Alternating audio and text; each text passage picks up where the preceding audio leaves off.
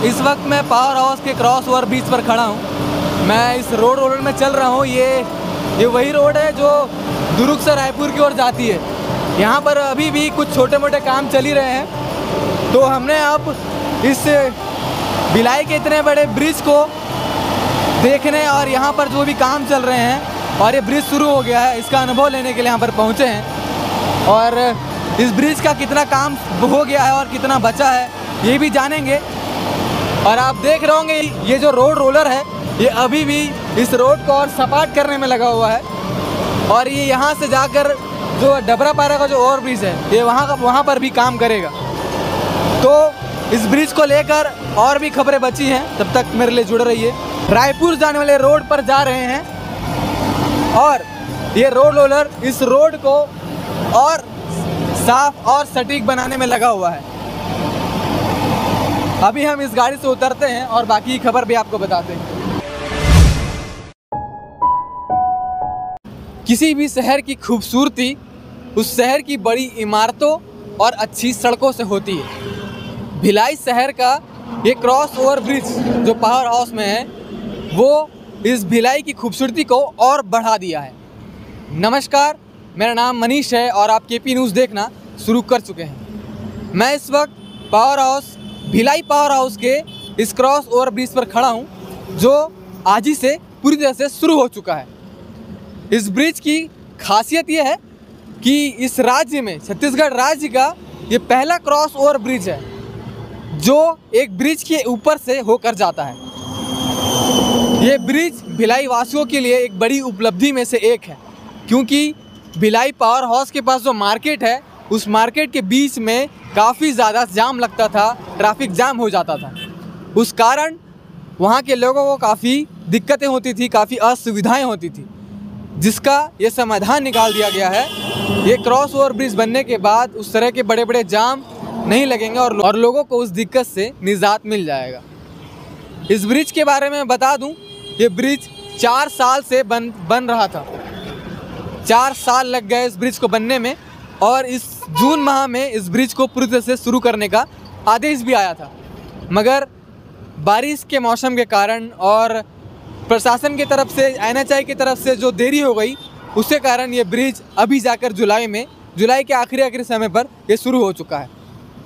मगर मैं एक बात और बता दूं, ये ब्रिज शुरू तो हो चुका है। ये जो लाइन है ये लाइन दुर्ग से रायपुर की ओर जाती है। ये लाइन काफ़ी समय से बंद थी। ट्रायल बेस पर रायपुर से दुर्ग की ओर जाने वाली लाइन को ही शुरू किया गया था।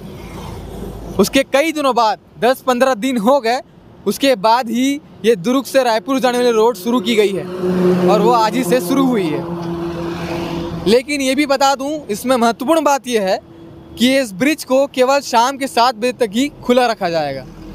क्यों खुला रखा जाएगा? क्योंकि इस ब्रिज का जो बिजली का काम होता है, जो स्ट्रीट लाइट्स लगे हुए हैं, वो अभी तक चालू नहीं हुए हैं। उसे चालू होने में लगभग 15 दिन का और समय लिया जाएगा, ऐसा बताया गया है। अब ये 15 दिन का समय और लग जाएगा, मतलब ये अगस्त तक शायद पूरी तरह से संपूर्ण हो जाएगा ये ब्रिज। मगर लोगों को असुविधा ना हो और जाम ना लगे, इसको देखते हुए प्रशासन ने और NHAI ने मिलकर इस दोनों रूट को खोल दिया है। इसकी वजह से जो बड़ी बड़ी गाड़ियाँ होती है, जो हैवी गाड़ियाँ होती है, वो अब डायरेक्ट दुर्ग से रायपुर जा सकती है बिना किसी डिस्टर्बेंस के। और यहाँ की जो आम जनता है, भिलाई की जो आम जनता है, जो पावर हाउस भिलाई कुर्सी पार से जुड़ी हुई है, उनको भी कोई दिक्कत नहीं होगी। इस बड़ी उपलब्धि को बताना ज़रूरी था, क्योंकि भिलाई का ये ब्रिज काफ़ी ज़्यादा यूनिक भी है। ऐसा ब्रिज कहीं पर भी नहीं है और भिलाई की सुंदरता के लिए बहुत ज़्यादा ज़रूरी है। और इस ब्रिज को, इस सुंदरता को कायम रखने के लिए 66 करोड़ रुपए की लागत लगी है।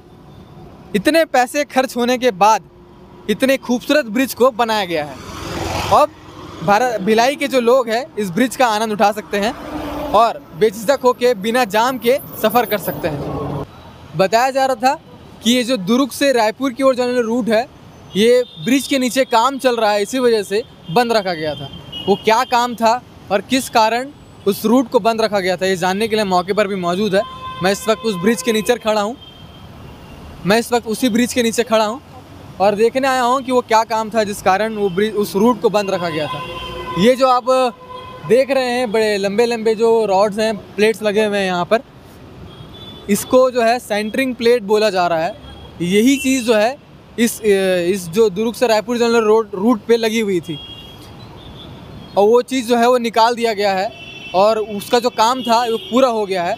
और वो सारे चीज़ें यहाँ पर रखी हुई है, ये सारे प्लेट्स राड्स जो है यही चीज़ें लगी हुई थी, आप देख सकते हैं निकाल कर रख दिया गया है। इसके बाद ही उस रूट को शुरू किया गया।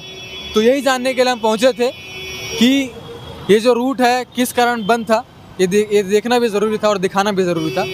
बाकी इस ब्रिज को लेकर जो भी आंशिक रूप से काम बचे हुए हैं, थोड़े मोड़े रंग रोगन और बिजली के, वो जो है वो 20 दिन के अंदर पूरा कर देने का बताया गया है। आदेश भी आया हुआ है कि वो 20 दिन तक कर दिया जाएगा। और इसके साथ मैं बता दूं कि इस ब्रिज को लेकर काफ़ी सारे अफवाहें भी उड़ रही थी।